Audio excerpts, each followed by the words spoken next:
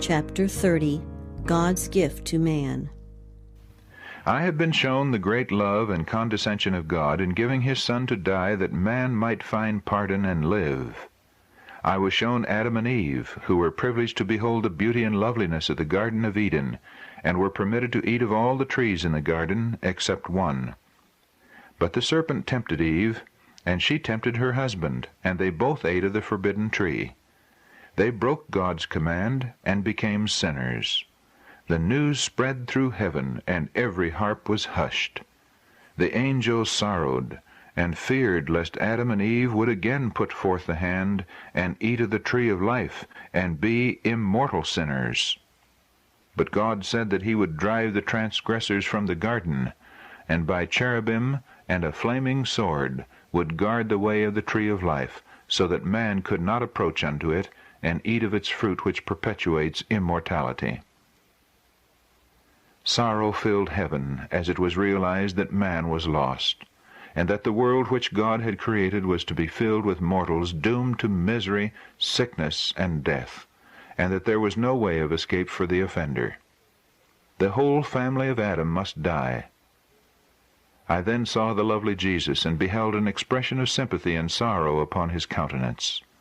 Soon I saw him approach the exceeding bright light which enshrouded the Father.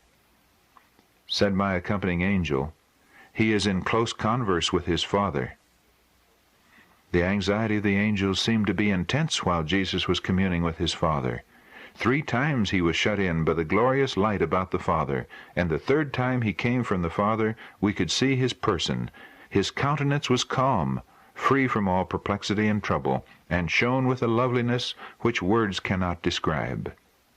He then made known to the angelic choir that a way of escape had been made for lost man, that he had been pleading with his Father and had obtained permission to give his own life as a ransom for the race, to bear the sins and take the sentence of death upon himself, thus opening a way whereby they might, through the merits of his blood, find pardon for past transgressions, and by obedience be brought back to the garden from which they were driven.